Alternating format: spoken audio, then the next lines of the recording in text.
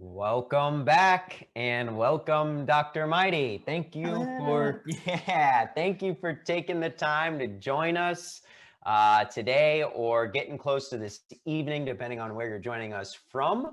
But for those who are interested in building a brand, be it for your practice or a personal brand, or maybe you're interested in becoming a key opinion leader, a KOL, and getting involved in different types of, who knows, maybe non-clinical types of opportunities, I think you'll really enjoy this talk. So Dr. Mighty, I know you prepared a presentation and you'll be sharing that. So what we'll do is I will turn it over to you and I'll pick up with you once you've wrapped up. And in the meantime, if you're watching this talk, or for those that are watching this talk, if you have questions, just leave them in the chat, in the group chat.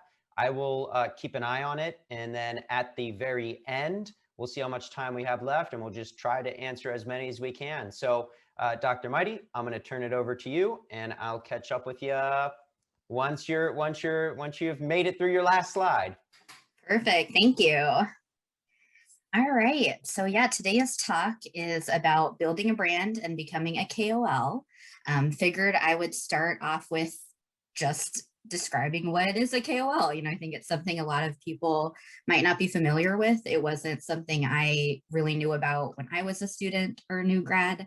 Actually, the first time I even heard the acronym KOL was about a year ago, when my boss had, sort of texted me like, let's think about KOL development. And I was literally like, what? I had to Google it because I didn't know what it was. So what a KOL is, like Antonio mentioned before, it means key opinion leader. So it's basically, those public figures, it's all the speakers speaking here at this career fair. It's those, writers that are writing all those columns and review of optometry and stuff when you open up your journals and your articles, those consultants that are working with industry, doing those dinner talks about new products and stuff like that.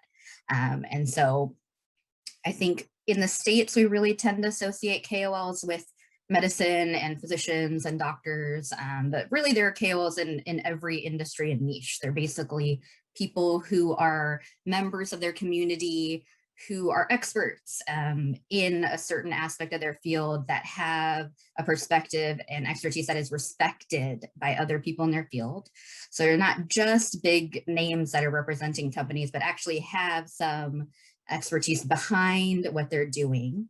And so sometimes I think it might even be a little bit better to think of this type of work as more like career enhancement or extracurricular work you're doing outside of your regular clinical work or industry development work, more than just like how to make yourself a key opinion leader. Might be a better way to think about it. So you might be thinking, okay, well, how is this different than being just a social media influencer? Sounds like they're sort of the same. You're working with companies, you're maybe recommending products. And the two are quite similar, particularly nowadays, but there are a few key differences. I think a lot of us are kind of familiar with what a social media influencer is, or sort of those people that are very active on different social media platforms, usually have a lot of followers that they're engaging with. They may be working with companies and recommending products, or doing reviews and things like that. But one of the main differences is the reason why people listen to an influencer's recommendations is because of their sort of personal connection with them. So they like something about their personality or their lifestyle. They just have an identification with that person, not necessarily because that influencer has any actual expertise or special knowledge. Versus a key opinion leader, on the other hand, is usually some kind of leader in their industry. They may not actually have any social media presence. They might not be on social media at all, but they should have some kind of value or something that they are offering to different companies. Typically, they're going to be pretty good speakers or writers, someone that's an innovator, has something that they are offering outside of just having a big follower base. And people typically listen to them because of their trusted knowledge, reputation, experience, and not necessarily because they just like their personality, although I think it can certainly help if they do connect with them and like them. And absolutely the two kind of work hand in hand now. particularly as new grads or students. If you're kind of wanting to do this KOL work, it's just going to take time for you to build up that experience. You're not going to get it right out of school. It takes years to build that up. But what you can start to do is start to build your professional brand using social media to get your personality out there so that companies and publications can start to see what you're about and potentially use that to start obtaining opportunities to do KOL type of work. And then certainly vice versa, KOLs that are already doing a lot of this work can absolutely use social media to bring more eyeballs onto the stuff that they're doing, to share the work that they're doing. And so the two certainly work together. So we'll start kind of from the beginning. How do you build your professional brand? I am going to focus on social media because that is sort of what I used, particularly Instagram. Got a screenshot of my Instagram account here. And social media has made it so it's just so much easier to get your name out there to others in the eye care world. Before social media it was pretty tough to do it. You'd really have to like email people and connect in person. And so this has made it so you can kind of take control over your image and things pretty early on. And there are certainly so many different platforms that you can use, Instagram, Twitter, TikTok, LinkedIn, Facebook, including just being really active in some of the big industry Facebook groups like ODs on Facebook or OD Divas. All the different niches have their own. So being active there can count to get people to trust, your recommendations, things like YouTube or newer platforms like Clubhouse. Generally, I'd recommend probably picking just a few to really focus on it. Each platform is so different and requires, different types of skills and work that it's honestly, I think, impossible to do a good job using all of them. So I mostly use Instagram, trying to use LinkedIn a bit more. I think LinkedIn is actually one that I would recommend trying to use more. That's where I think a lot of KOLs do share a lot of the work that they're doing with each other.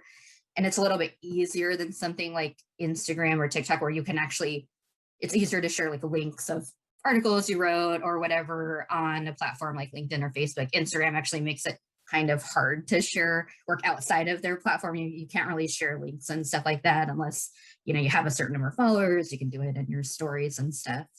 But yeah, social media has made it so it's so easy to connect with other eye care practitioners and industry.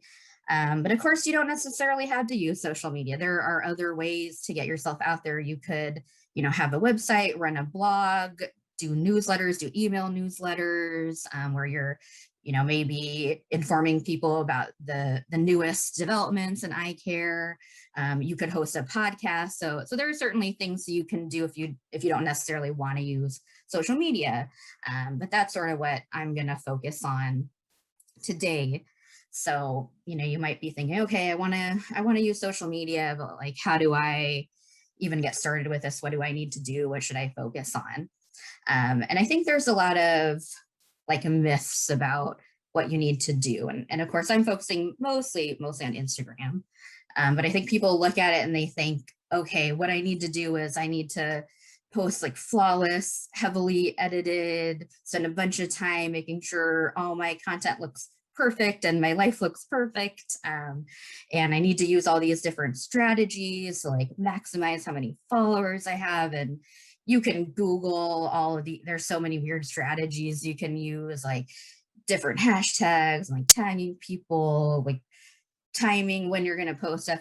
There's so much information out there about this, but honestly, I recommend kind of not worrying about this a lot, because one of the things about all these platforms is they're rapidly changing all the time and they're rolling out new features. And so maybe you figured out some strategy that works and then 6 months later, it's just not going to work anymore. Hashtags used to be a big thing. And no one is really using hashtags to find new accounts to follow now. Everything's about TikTok and Reels. And so you can certainly try to stay on top of all those trends if you want. But, at the end of the day, I wouldn't necessarily worry about focusing on it too much. And I think the biggest myth about social media is that the whole point of it is to get a ton of followers, get, more and more followers all the time, so that then companies will notice you and then pay you to recommend their products. And that is really not what social media is about, and of course they kind of are going to get you to think that that's what it's about, where it's, okay, they want you on the platform all the time and you're getting all these dopamine hits from every like and follower that you get. So I think it's really important to kind of step back and think, okay, why am I really doing this? Really, at the end of the day, what it's about is connecting with people. And so there aren't that many eye care people in the world. Like, you're not going to get 1 million followers posting eye care stuff. There's just not enough of us out there. And you don't actually need to have that many followers. If your goal is to kind of get into KOL work, like, you don't need to have that many. What you need is just quality connections that you're making.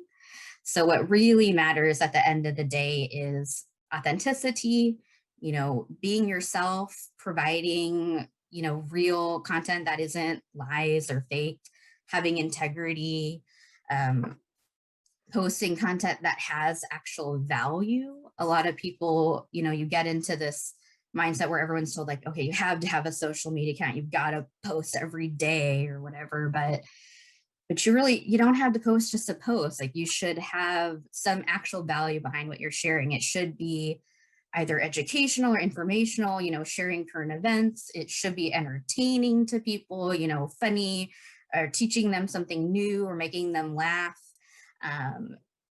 There should be some value behind it. And so make sure you're kind of thinking about that you're not just putting together something to put out something that isn't actually a value to anyone.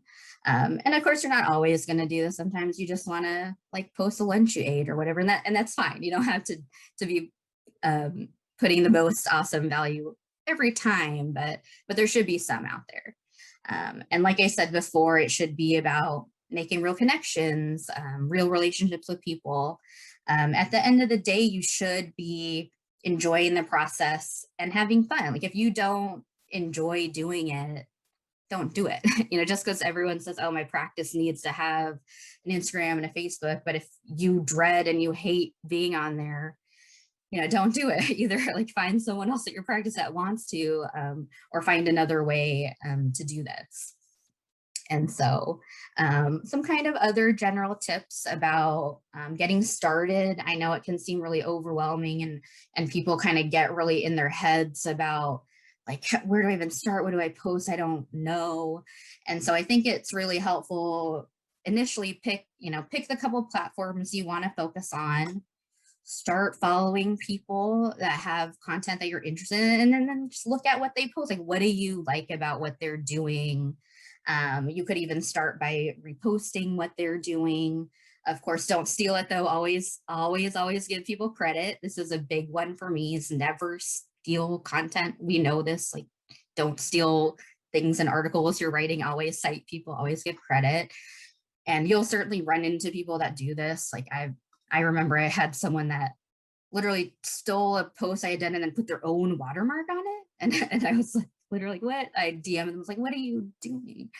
So you may want to put your own watermarks on things to protect it. I don't really do that because I just kind of too lazy to do it. But if you really want to protect yourself, you can consider that. At the end of the day, though, you really do kind of need to make your own content, and you should want to. There should be something you're passionate about that you want to share with people. That's kind of the whole point of this.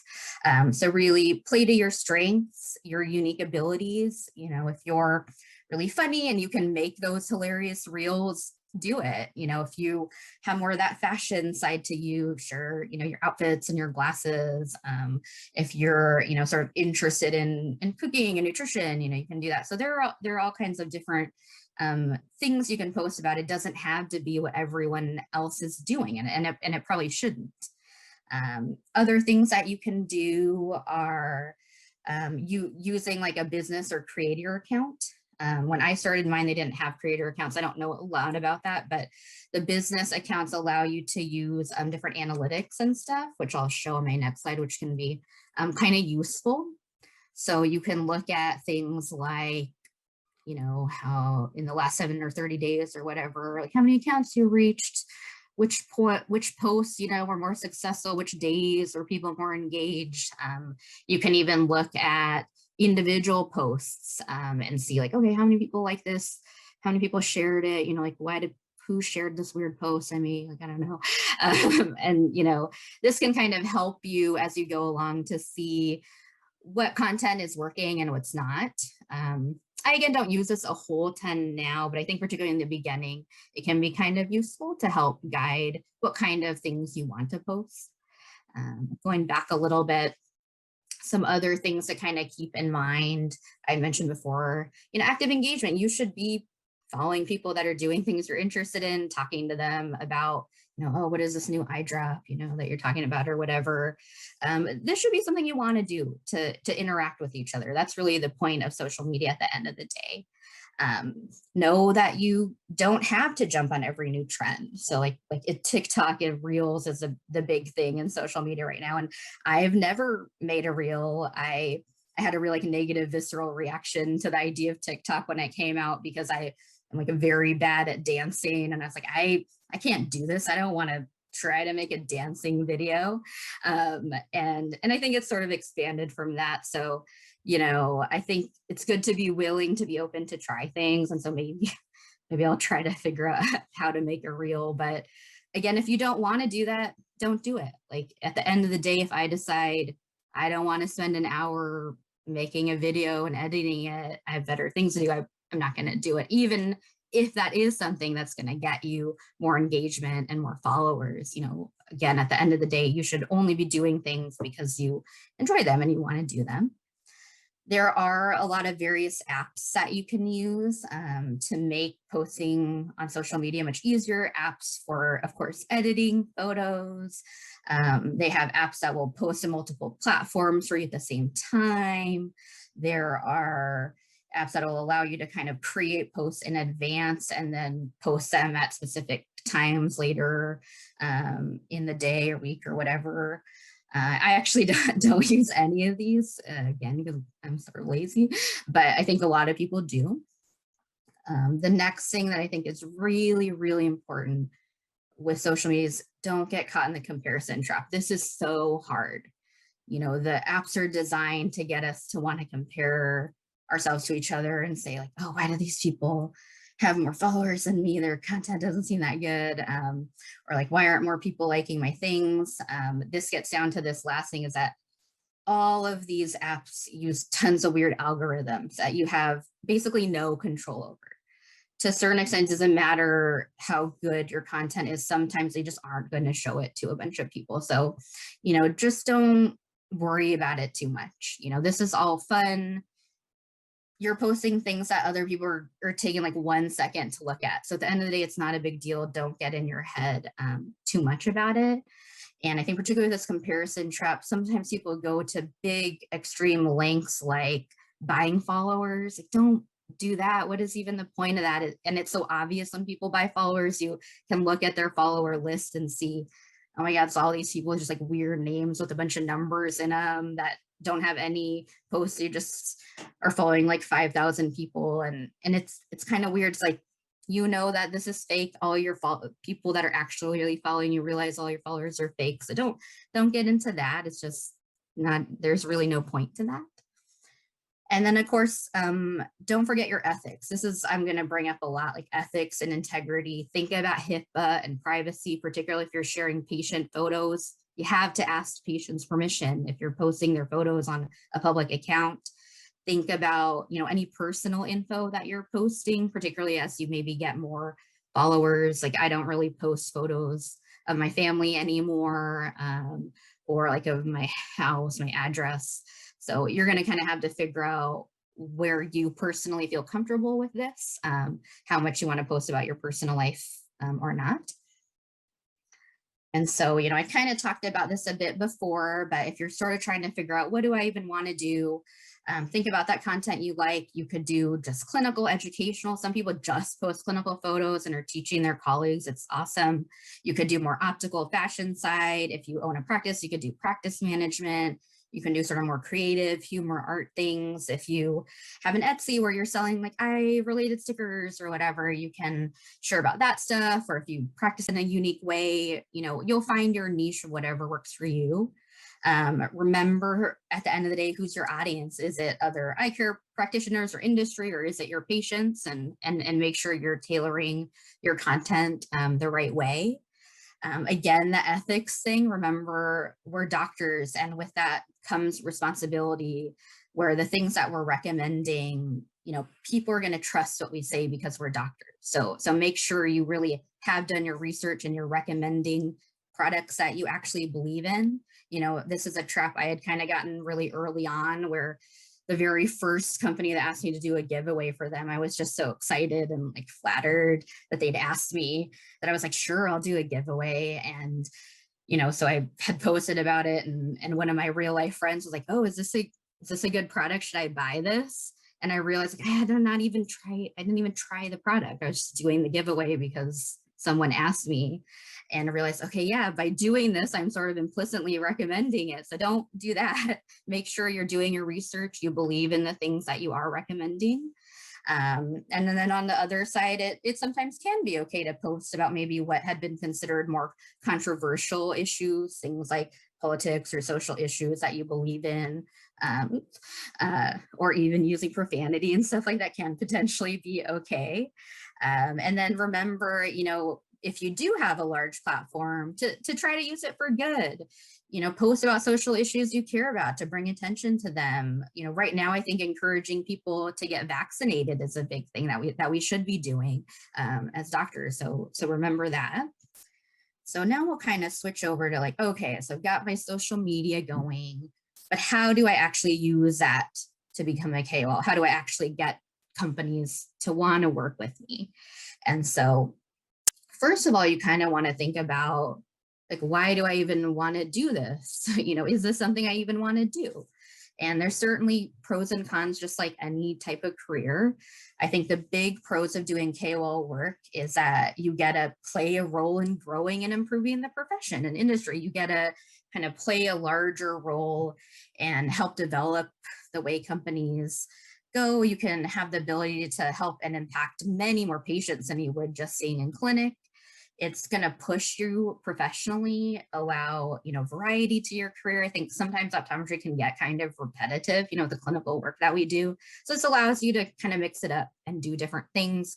You're always going to be learning, which is really great. Staying on top of kind of the latest things in eye care is really cool. And you'll get to hear about all the interesting things before everyone else. With COVID, hasn't been as much of the traveling and stuff, but hopefully, those opportunities are kind of opening up. So I think one of the big pros is getting to travel eventually and connect with other people doing speaking opportunities. And it certainly opens up non-clinical job opportunities. So if you're kind of looking to not do full-time patient care all the time, this can connect you with people. So not just writing and speaking, but things like working in an MSL or other things. This is really going to connect you with more people. And then of course, the one a lot of people think about is of course making money. You do get paid for this kind of work. I'd say the big cons is a time commitment. Like this is work. You're having to put in time. Like I still work 40 hours a week at my normal job and then put together the slide deck, in my free time. So this is all work. And particularly at the beginning, you're going to put in a lot of hours of legwork, and it might be a while until you actually, get some more of the benefit. And so there is real potential for burnout. I think often how this has worked, particularly for me, is, it started out maybe getting a few opportunities, like writing, maybe like 2 or 3 articles a year. And then all of a sudden it'll kind of grow and it snowballs. And, for me, particularly earlier this year, I kind of hit this point where I was getting a lot of opportunities through Eyes on Eye Care. And then I'm also a fellow for Dr. Perryman, who's offered me a lot of different writing and other opportunities. And they all kind of hit at the same time, where I went from doing, maybe 1 or 2 or 3 things a year to like getting offered like 2 or 3 things a week. And you really have to be realistic about what you can do. You don't have to say yes to every opportunity. I think early on you are going to want to, but know what you can manage, and don't say yes to 3 things knowing you won't be able to do a good job on all of them. And sometimes you can just say, if a publication says, hey, we have this article, can you have it done by May 28th or something, and be honest, say like, I would love to do this, but there's no way I can get it done by May 28th. Would you be able to extend the deadline to, the next week or whatever? And if they can, then that's awesome. And then if not, they'll find someone else. But it's good to be really honest with whoever you're working about what you can do. Like if you need an extension on a deadline, ask for it. Oftentimes they'll be willing to do it, but don't take on too much at a time, because you just won't be able to do a good job. Other things to think about, of course, are the haters. People do kind of hate on this stuff. Social media, people hate social media. And even KOLs, people are going to think you're a corporate shill. And so I think you just have to recognize some people aren't going to understand this. They're going to think you're a sellout, kind of. So I think if at the end of the day, you really make sure that you're doing this for the right reasons, that you believe in what you're recommending, and you've got, the science and research behind you, then you can still feel good about it. And then, of course, the ethical considerations. Again, this comes up a lot. Make sure that the companies you're working with are companies whose values you believe in. Company might offer to pay you a lot of money, but if you think they're not good for the industry, or you don't believe in their product, or you don't like some other people they work with or whatever, like you don't work with them. So remember that at the end of the day. And then, how to get started, of course, this is where a lot of the early work is. You're going to have to reach out. So for me, actually, I remember I think, commented on a post at Eyes on Eye Care at the time. This was back in 2019, I think. I'd really just literally commented like, I'd love to write for you, and then got that going. And so this is actually the first article I wrote for Eyes on Eye Care, which is about Instagram accounts. But once you get those first gigs going, they'll really grow, but you've got to do the work here. So, every Eyes on Eye Care article has a link on the bottom that says become a writer.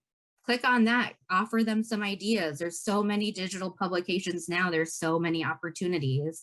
Respond to conferences looking for speaker requests, ask podcast hosts if you can be a guest, DM companies whose products you like.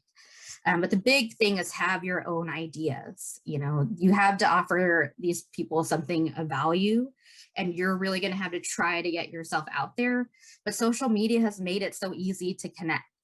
So no, you won't get paid a ton in the beginning, but the opportunities will grow and you'll get more as you go. And then, of course, it should go without saying, do a good job on the early projects you get, because the better response you get for those, the more opportunities you'll be offered down the road. And of course, always have that spirit of collegiality and mutual respect. We're always working together. This isn't about you getting a job, meaning someone else doesn't get that job. It's like we're all trying to work together to learn and take care of our patients. So always remember that at the end of the day. And of course, be humble, be grateful for the opportunity. Companies don't have to work with you. So you should be grateful that they are. And, I talked a little bit about getting that expertise. So these things certainly help with becoming a KOL. Doing residency or fellowship. I'm doing a fellowship right now. Try to get your FAO and those things so that you have the legitimacy behind what you're doing. Be practicing at the highest level as you can. But also remember, there are niches that don't necessarily require this. If you don't do a specialty, if you're not doing sclerals or dry eye or BV or whatever, there are niches like practice management, working in corporate, negotiation, the talk after me, gender inequality. There are so many other niches you could be an expert in without having to do a residency. Using other credentials, you have to. And then, of course, other things like make sure using your mentors. Like I've been so lucky to have Laura Perryman as a mentor. There are so many people doing this work. You don't have to do it on your own. There's no sense in that. Use, other people to say, hey, I got this offer. Like, should I do this job? What do you think? And that makes it so much easier. And so, at the end of the day is kind of thinking like, what do companies even want out of a KOL?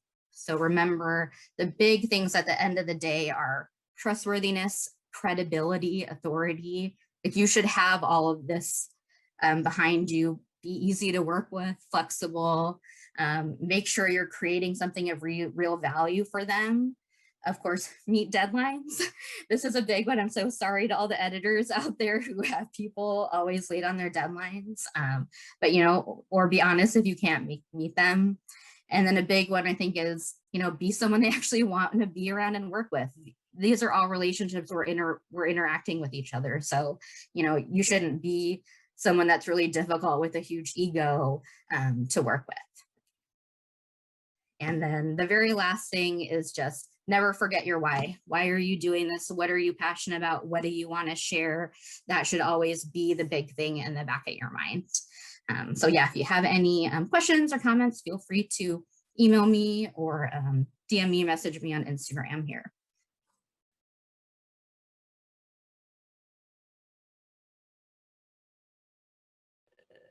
All right. Well, thank you, Dr. Mighty. That really was excellent. I personally really love the tip on talking about and acting as a KOL on things that you really believe in. I think that's super powerful, and a few folks had actually commented on that in the chat while you were presenting. So thanks again for taking the time and to share your thoughts, and really thank you for all of your contributions to Eyes on Eye Care. We really appreciate it, myself and the whole team. So thanks again. Yes. Thank you so much. Yeah, it's always a pleasure. The bonus raffle code for this talk is finance. So those watching, finance, write it down. In about 5 minutes, I'll be joined by Doctors Patricia Fulmer and Kate Ham, who will be speaking on salary negotiations. So I'll catch up with all of you guys in about 5 minutes. Thanks again, Dr. Mighty. Thank you.